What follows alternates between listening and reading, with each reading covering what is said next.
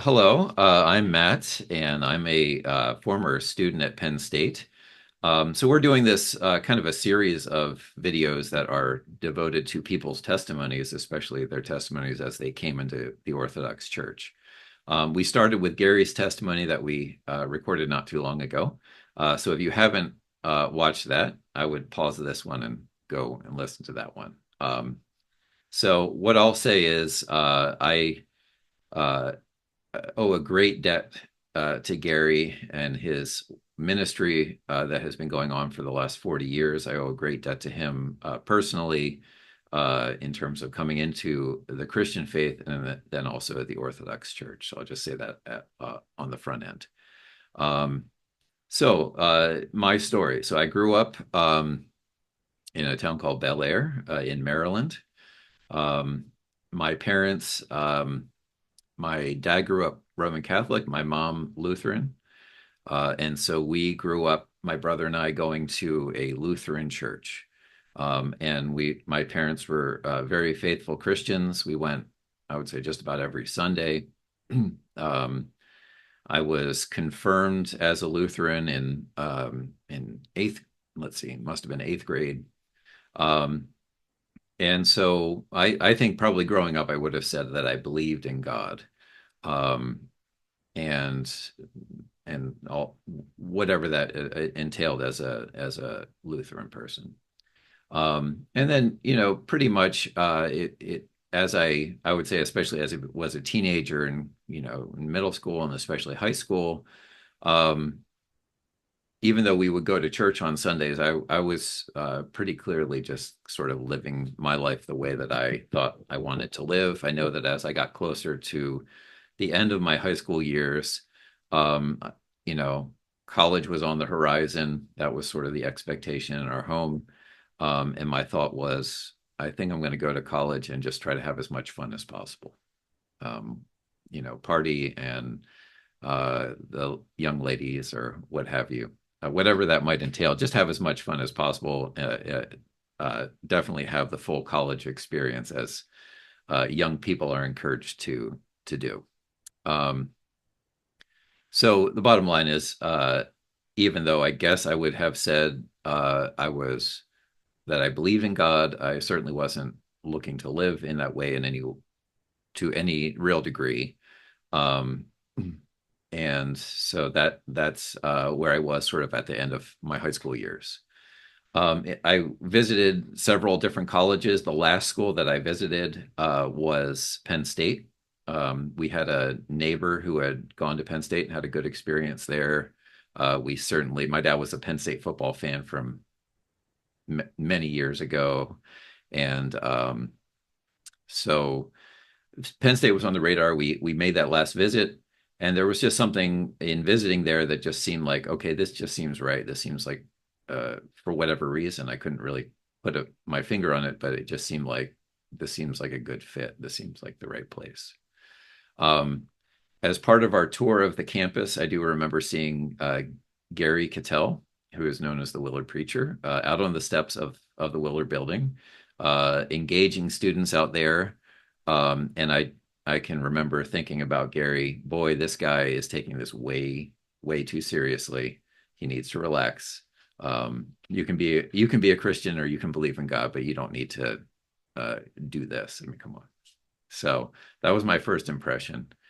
Um, and then my senior year comes and goes. Like I said, my intention in coming to Penn State. So I applied at Penn State. I got in, and my intention was to, like I said, just have as much fun as possible, study hard, but work hard, play hard, that kind of thing. So I got to campus. I graduated high school in 1996, so I got to campus in the fall of 1996. Um, and I think probably it was a new environment. It was maybe a little challenging making friends or something like this. Um, and I would say I was fortunate, like I didn't have a TV, didn't have a computer at the time. So there wasn't a whole lot of distractions. And I just happened to have, I was a pre-med major, so I took a lot of science classes, and I had a chemistry recitation class in the Willard building that first semester. So it was probably, I don't know, the second week of class or something that I had to go to that chemistry class. Um, and so I remember going to that class in the afternoon, coming out, and Gary was out on the steps, and he was talking to a fella out there who can't recall um, his name exactly, but he was a regular out there for sure, and he was debating Gary on the topic of abortion and the um, and and he was saying, well, but what if someone is raped? And Gary just very quickly said, well, then you don't kill the baby, you kill the rapist. And that got a nice reaction. And that it was as was the case back in the 90s. People were really willing to debate. It was actually, there was a lot of humor tied up in all of it. And I think just seeing that interaction and seeing the crowd that was building, it was a really pretty fall day in State College. Um, I just really loved the environment. And it was, I would say, initially entertaining, but also engaging and interesting and challenging. It was all those things. I think I probably hung out at least for a couple hours that day. And then I just found myself day after day kind of going to that spot and sitting up on the steps and just listening and listening for hours and hours. Um, Over time, like I said, I sort of had a Christian upbringing, so there were certain things that I guess I agreed with Gary on in principle. But what I realized is that I didn't know for sure that my conception of God was right.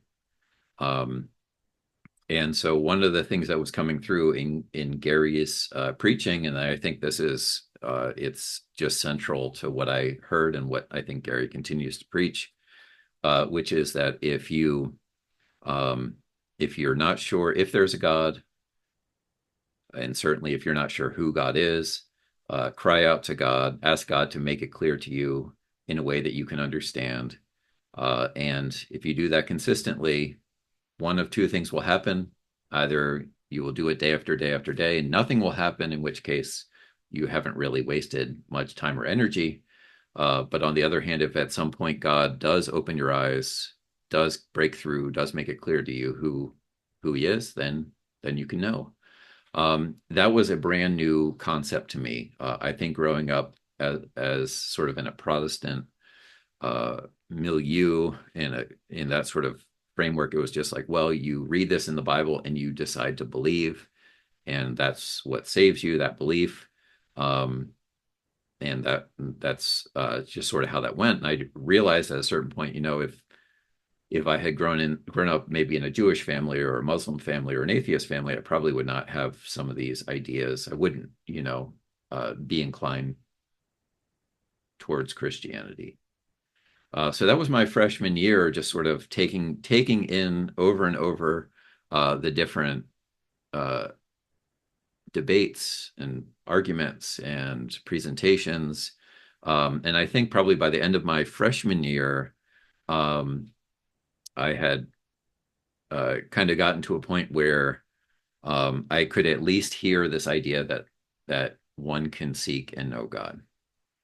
Then I went home that summer, so that would be summer of '97. I think that's right. Yeah, so the summer of '97, and just hung out with my friends and worked and partied and was a goofball and didn't really give too much thought about what I had sort of been thinking about throughout the year. Certainly not having that consistent presence on the steps of Willard day after day on campus. It was hard to kind of it was easy to fall back into old ways of doing things. So when I returned in the fall of '97 for my sophomore year, um, I was back on the steps of Willard listening to Gary, and I would say shortly thereafter I realized, I keep listening to this, but I need to actually get serious about sort of seeking here. And so I started to do that. Gary's suggestion is, look, just get up each day as you're brushing your teeth or whatever. Just spend some brief period of time each day, just saying, God, if you're there, I want to know who you are. Make it clear to me in a way that I can know. And I did that every day. And what what I found was it sort of built over time. I felt like my desire to know God built more and more. Some of the times I would find it really exhilarating because I was seeking after God and I felt like I was on a good path, and like suddenly I had some direction and purpose to what I was doing each day. And at other times I was almost like angry at the God who I didn't know for sure was there. Um, but angry at God because I didn't know, and it was a frustrating process. So it was kind of all of that all together. Um, but in the end, it was really helpful and exhilarating, and it was a really good thing. Um, I remember telling my mom at some point, I said, I'm not sure I'm a Christian, but I'm seeking. And she sent me some Max Lucado tapes, and that was all very nice. And, throughout all of that sort of time seeking, my parents were extremely supportive um, and so forth. Certainly you know, by their prayers, things took continued in a good direction. Um, in the process of sort of seeking, I remember Gary at some point saying, "Well, so you're asking God to make Himself known, or what else are you doing? Are you reading anything? Are you attending services anywhere? What are you doing?" And I realized, well, I guess I'm not really doing other things, and so I I did take like a comparative religions class that in the spring, probably then of I guess '98. Um, which was not all that helpful. But also, I do remember watching a video in there that actually I did see a glimpse of the Orthodox Church. That was maybe a good thing. I also started to try to just attend some services. So I went to the on campus Lutheran church, and um, there was an off campus Lutheran church that I had attended once or twice. The on campus one, um, it was all right. Um, there was a female pastor, so that was kind of a new thing. I had grown up Missouri Synod Lutheran, which was pretty more conservative Lutheran, but you could see that this was clearly a little less conservative. I didn't know how I felt about that. So even in that sort of attending those few services, um, you could see sort of the shifting nature of maybe the Protestant expression of Christianity. Um, in the midst of that, I think I was talking at I had gotten to know Jimmy, who was the Orthodox student that Gary had initially encountered Orthodoxy through. So Jimmy, uh, a Greek fellow, I believe, from Long Island, and very intelligent, very articulate in his faith. So I was chatting with him, and he said, "Well, you're seeking. What else are you doing?" And I said, "Well, I've been attending these other churches." And he goes, "Well, you should come to my church. Sometimes people need a little bit more." That's all he said. So I thought, well, that sounds like a decent enough idea. And so he told me where it was, and I think after supper on a Friday, I walked over there, and so this would have been spring semester, so Great Lent during 1998. Um, and so I went and visited Holy Trinity in State College. Um, and I wasn't aware of this. This was a pre-sanctified liturgy on a Friday evening, probably, I don't know, 6 p.m.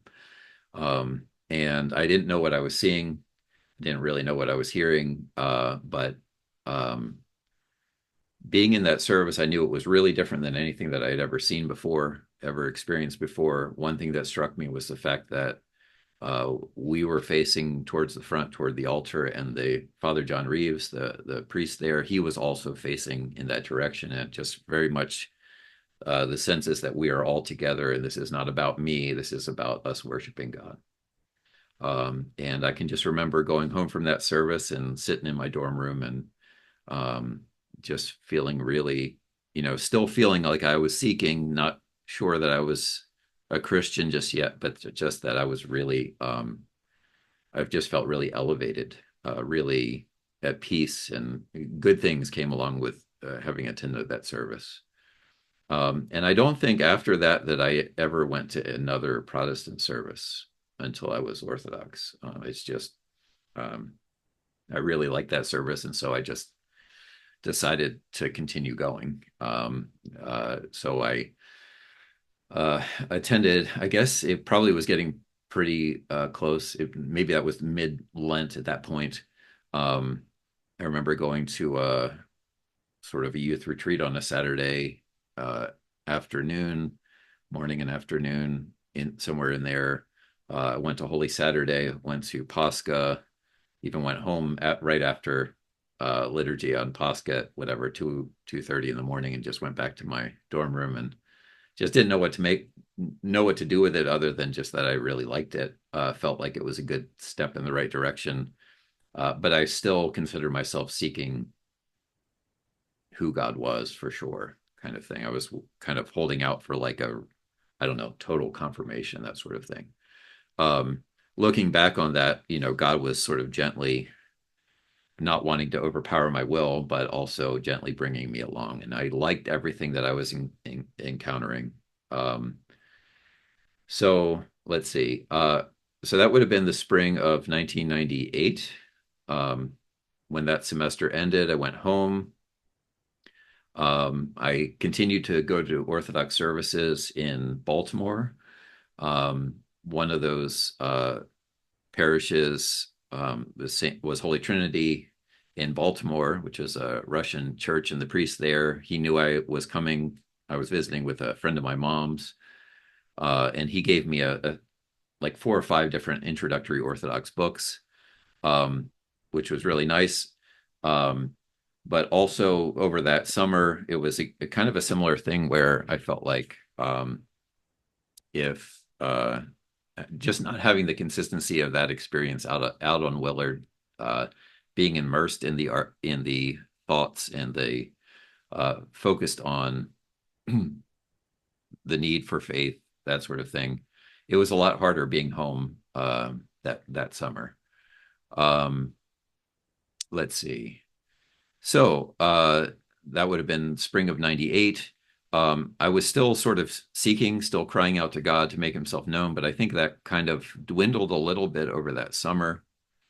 I do remember at one point going to hang out with a friend of mine, sort of like, camping out and drinking beers, and just, it seemed like a step in the wrong direction. I remember waking up really early at that point uh, in this,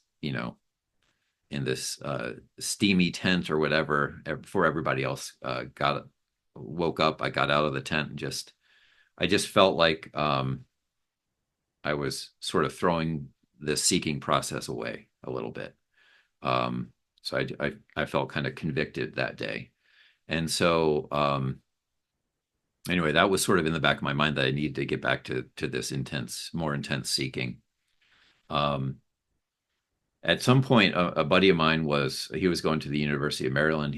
At some point he said, "Hey, you should take off work and come and hang out and so forth." And so I took off time at work, and then I called him up and I said, "Hey, I took some time off work." And he said, "Well, what are you doing? I can't just get off like that. I don't have time to, this isn't going to work." So then suddenly I had like 4 or 5 days off of work that I didn't have anything to do, and so I started reading through those books that priest had lent me.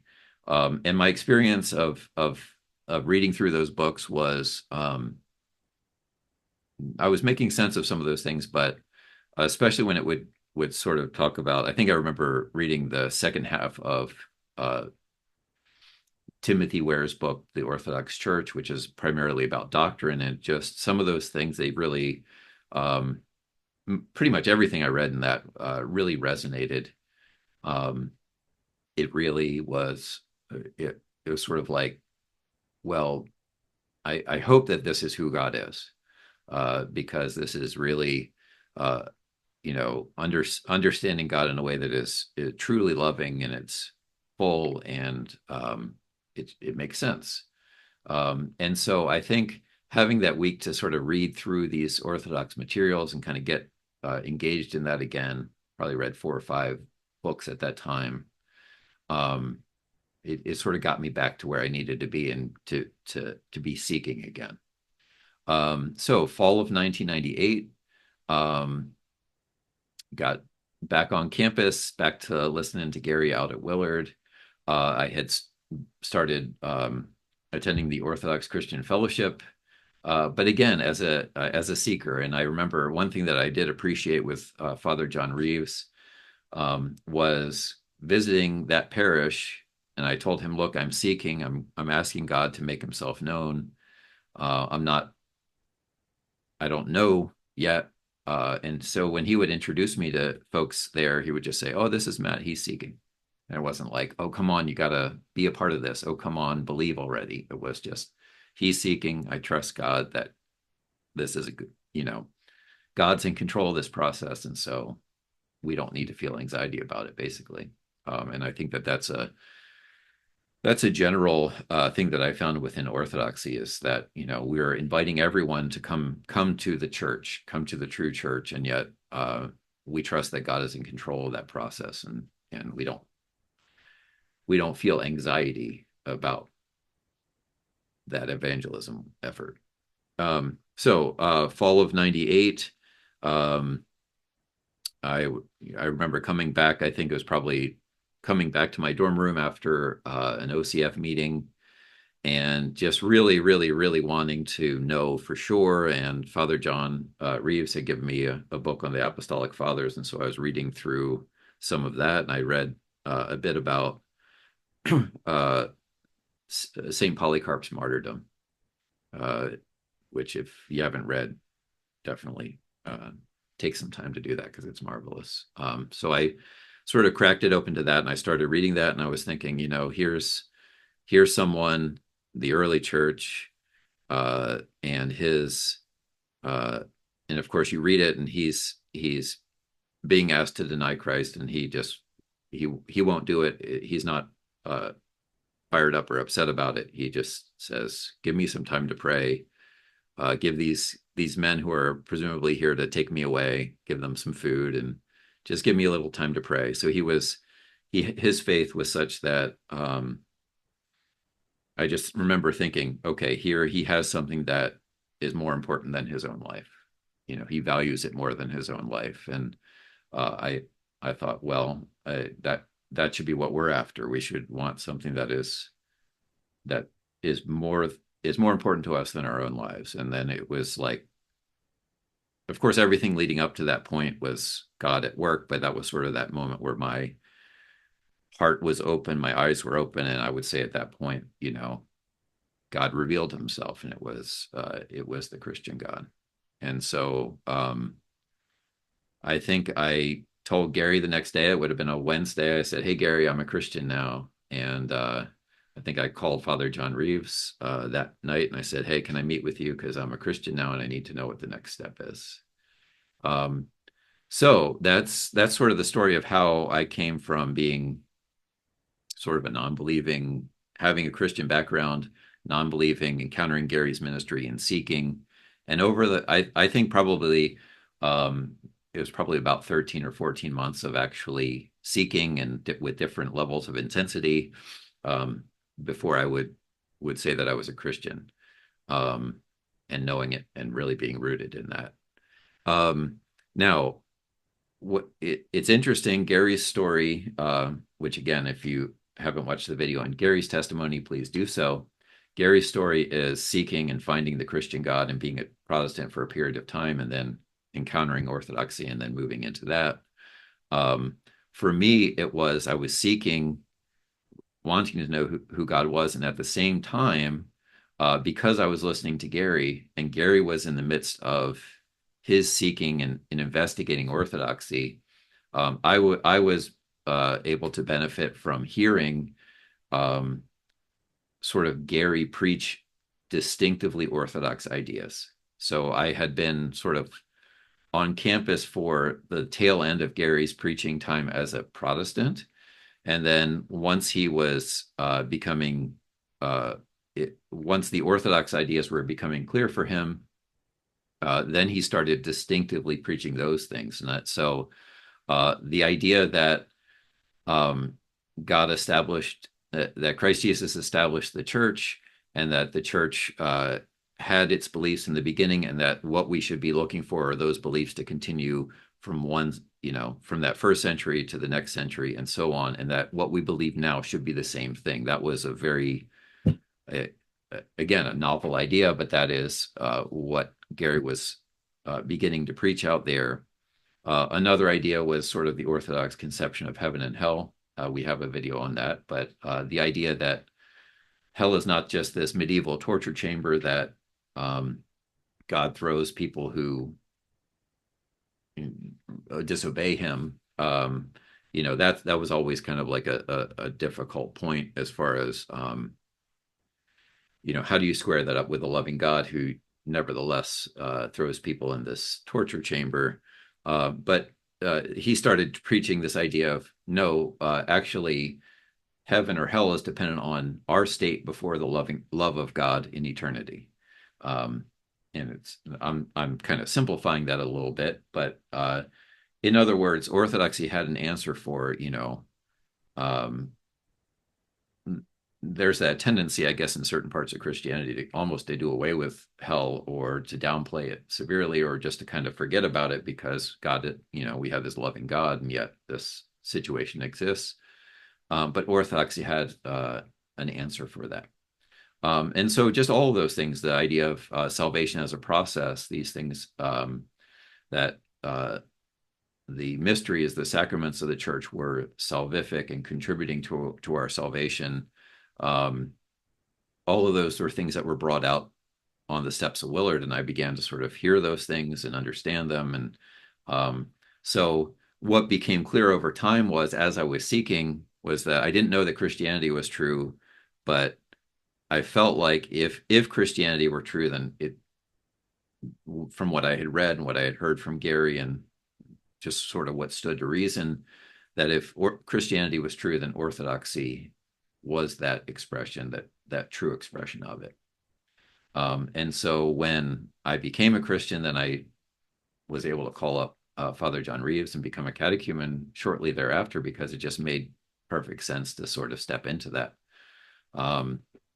And so I think I was a catechumen in the fall of 98. And I was baptized as an Orthodox Christian in the spring at Pascha of 1999, along with Gary and most of his family and a couple of other people.